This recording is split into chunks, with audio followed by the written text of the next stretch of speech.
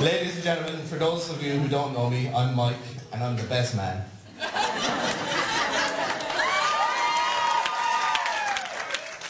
I wouldn't say ever, I mean, come on, Ryan Reynolds. Michael Phelps. Oh. But I'm definitely in the top 5. Anyway. It said so in that booklet you got in the church today, so it must be true. You can't lie in the church today. Connor was very nervous about me doing this speech today. At Marcus's stag 2 years ago, Connor was quoted as saying, "Sure's an asshole, but Mike says the meanest things." I must have been asked who I was getting to proofread the speech 15 times in the last month. Over the last 2 years, a few of our group of friends have gotten married, and in preparation for this speech, I've been watching and studying the other best performances, looking for tips. I've learned to speak loudly and clearly, make sure I get the groom's birthday right, and definitely not to tell the bride that I hated her when I first met her.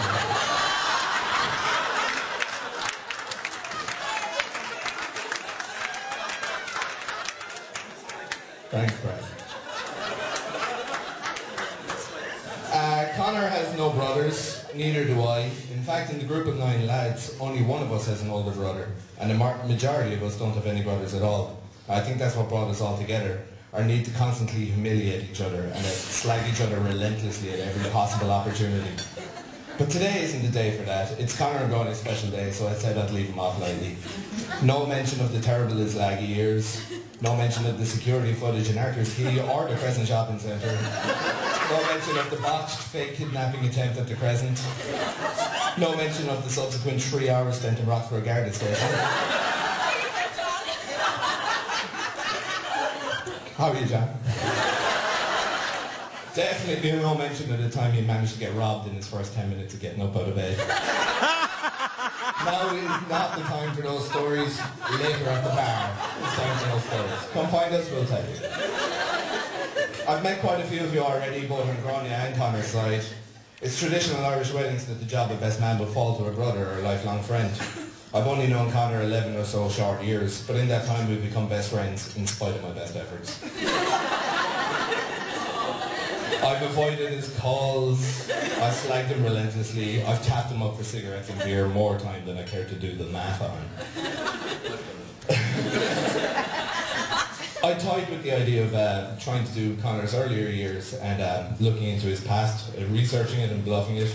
I even asked his mother if she'd any cute photos of him as a baby. She said she had photos, cute, not so much.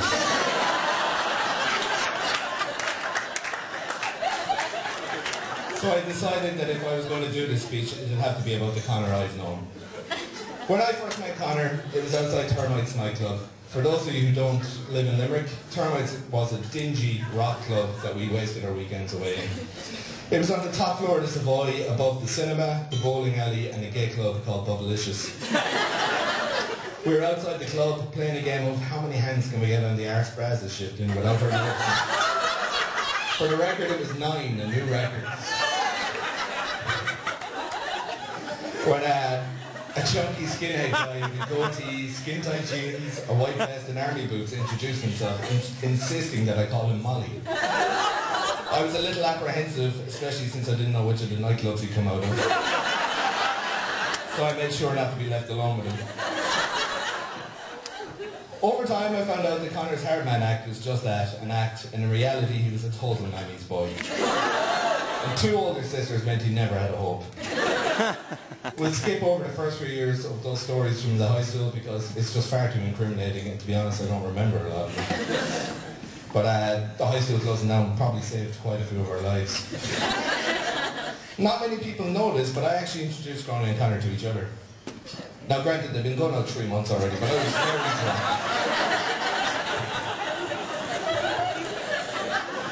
When Connor told us he'd met someone and asked us what we thought of Granny, we were pleasantly surprised to find out that she was around his own age. Previous to that, we could never be sure if Connor was dating someone or just babysitting for the weekend.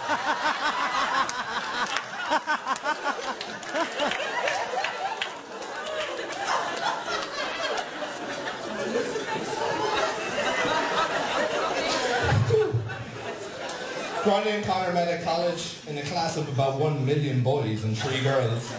Connor's odds looked slim, but it's not that he had any choice in the matter. Grania locked him in her sights, and one fateful night in Moordisco in the Icon, she pounced after building up some Dutch courage. It was game over, and since then it's been Grania and Conor. Grania was an immediate fit into the group. Her shyness, quiet, timid laugh, and her sobriety were all things we managed to imagine. She gave as good as she got on the slagging. Finally we had someone that when she told Conor to shut up, he listened. They graduated together, and for the first time ever, the relationship was possibly in doubt. Grania had landed a fantastic new job in Dublin, and Conor was heartbroken. We went for a beer, we chatted, he rang her several times, cried a little bit. Over the course of that, he was devastated. It took him an entire 24 hours to realise that he could possibly also move to Dublin. Being that far away from Mammy had never occurred to Conor.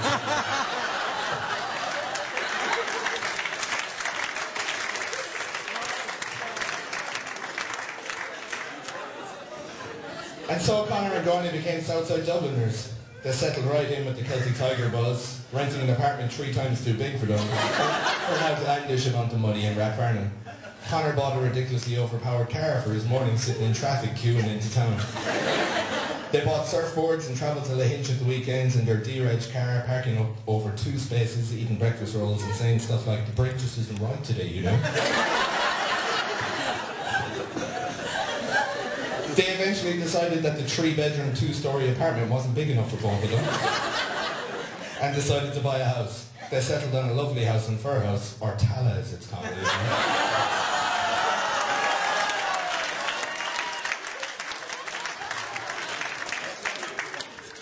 Being the computer nerd that Conor is, he deliberately held off on moving into number 11 until October 10, 2010.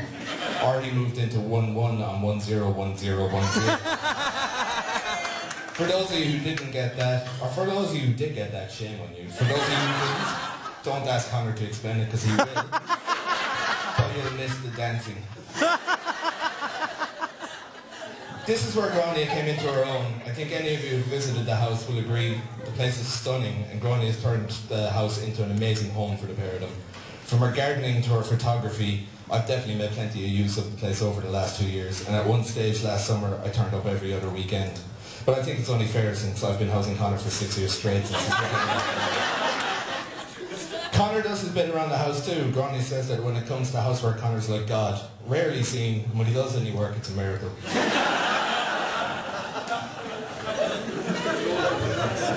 Conor started to think about proposing, and continued to think, and continued to think, and continued to think. For a man who takes 10 minutes to decide on whether he should bring a jacket or not, this was going to take a long time. He tried to bring it up in conversation, and he tried to hint about it to me, and being the evil bastard that I am, I let him squirm for a while, until he admitted what was on his mind. Do you think I should do it? Who else is going to have you? Deal done. Conor, again undermining his hardman image, actually came up with a very romantic proposal on the Diamond Rocks in Kilkee, Grania's favourite place. The only thing he forgot to factor in is the Irish weather and how much Grania hates to be cold. The stress of getting her there totally exhausted any nerves, and he couldn't get the question out quick enough. It's gone down in history as the only time Conor's ever gotten to the point quickly. Within a week I was best man, the groomsmen and bridesmaids had been picked, Grania had 3 dresses tried on, and the venue shortlist had been drawn up. Conor asked me which I preferred, the Radisson or the Armada, and I suggested the Armada. I regret that now, seeing the price of a room here.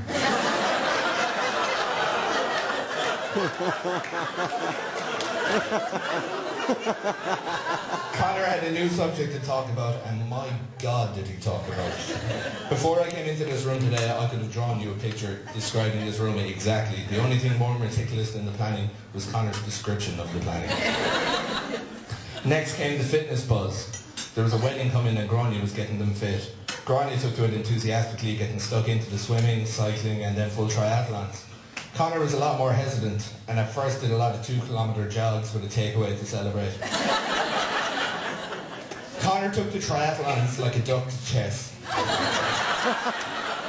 But Grania always gets her way in the end. It was only one day while Conor was at work that he knew the game was up. Gráinne discovered Connor's secret chocolate stash at home and posted a photo on Facebook to taunt him. So desperate was Connor to defend the chocolate that he immediately got himself fired so he could stay at home all day gardening. But it was too late, the chocolate was gone.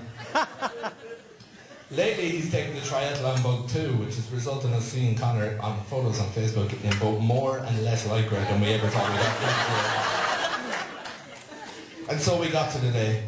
At the altar this morning, I'm sure many of you noticed how nervous Connor was.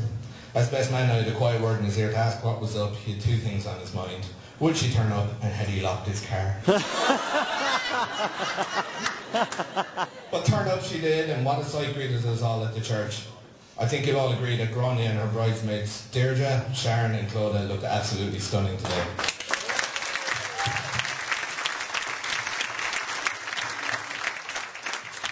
Marcus, Jeremy, well, it goes without saying. So did all of you, of course. There's so many good-looking older women here today that at one stage I thought I was going to have to leave Jer in the car.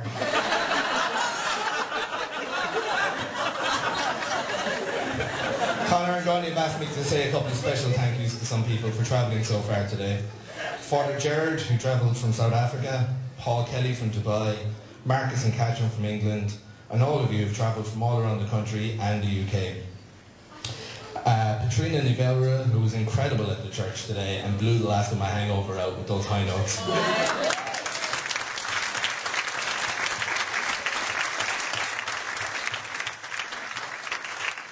An extra special mention must go to the parents. Gráinne's parents, Maria and Jerry, Connor's parents, Teresa and Joe. You've raised two amazing people, and I'm thankful to count your children as some of my best friends.